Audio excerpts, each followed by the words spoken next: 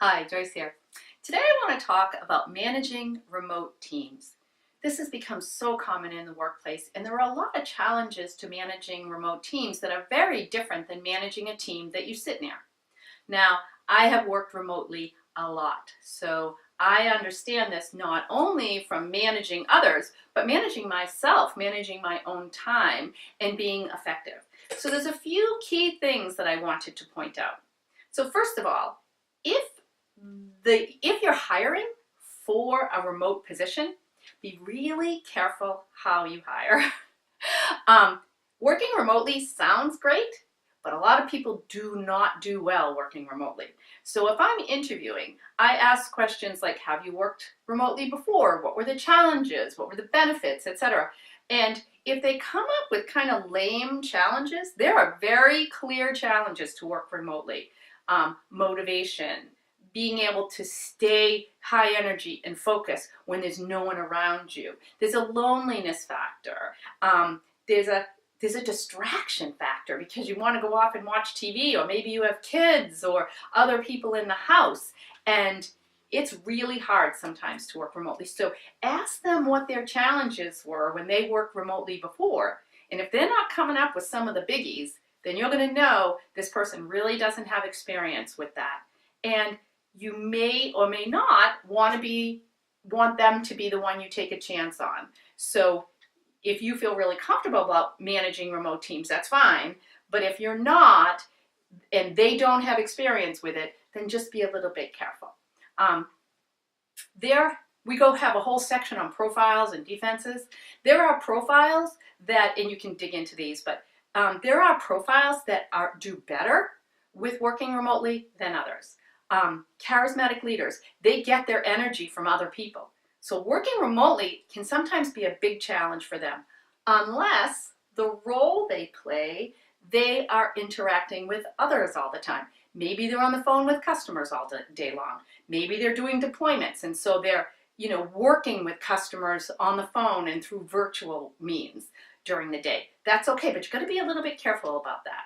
Another profile that's difficult to work alone, creative idealists work well alone, but may not get, as far as creating a ton of ideas, but they may not be able to implement when they're working alone. So that's another one to watch. And most importantly, team players.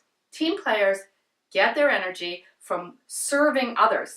So if they're by themselves in an office, it's really hard for them to get that energy going. There are ways to do it. Make sure that they are talking to others, or to you, or to someone else, consistently through the day, every day. So that's in hiring. If you're stepping into a role where you're going to manage remote people, and that already exists, then these are the tips I would give you for that category. Number one, find a balance. One of the things that's hardest about people you can't see is, are they getting their job done? Now, if you give them goals and they're meeting their goals, that's one way to really, and you know that these goals are valid and they're getting them done, great. If they're not getting them done, then you have to dig in more. One way that I've used is trying to balance between getting into the details, making sure they're meeting their goals, and not micromanaging. I work with a lot of high-end professionals. There's no way. I don't want to micromanage, and they don't want to be micromanaged. So I give them goals, and then I give them sub-goals. And then I have someone on my team, and they have automated these fantastic dashboards, so I can monitor all the key points. So say their bottom line is so much in revenues. I can monitor all the key points that typically wind up in being that level of revenue, or that level of deployment.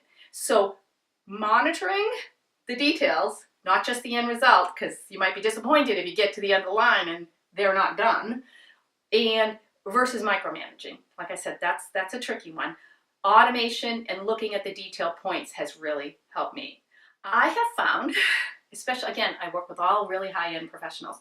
I have found that if they're meeting their goals, I let the small stuff go. Like if all of a sudden I reach out to them and they're not there in their office, I trust that if they're meeting their goals and they're professionals and they need to run out to the store for something, I trust them. Trust is really important in these remote relationships. And so if they're making their goals, if they're easy to work with, if they show up to meetings, if they're dealing with customers properly and dealing with the rest of the company properly, just let the small stuff go. Because if you start to pick at something like that, that also might be the person that worked a 13-hour day yesterday. And the reason they had to go to the store is because they ran out of milk or diapers or something. So allowing that kind of trust if they're making their numbers and meeting their goals overall. If someone's working remotely, I really like them to have a separate workspace, especially if they're dealing with customers and outside people, that it's quiet, you're not listening to the dog or the kids, and there's fewer distractions. Because distractions are a big problem in remote workplaces, especially if they're not meeting their goals, if they're disappointed, if all their hard work isn't paying off. They really need to stay focused. And so the separate workspace is really important. So if you're hiring, try to hire someone that's done it before. If you've never done it before, try to manage without micromanaging. Watch for profiles and how you need to make, to help the profiles feel productive and be productive in a remote way, and kind of let some of the small stuff go. Don't forget, working remotely can be considered a huge employee benefit because they've eliminated their commute. They may be available for things in their family life that they may not have been available for otherwise. It's a huge benefit. So make sure that there's a balance there. You let them have the benefit, but you also make sure that you've structured it in a way and hired the right people so that you have the productivity out of that team member that you need to make your team successful.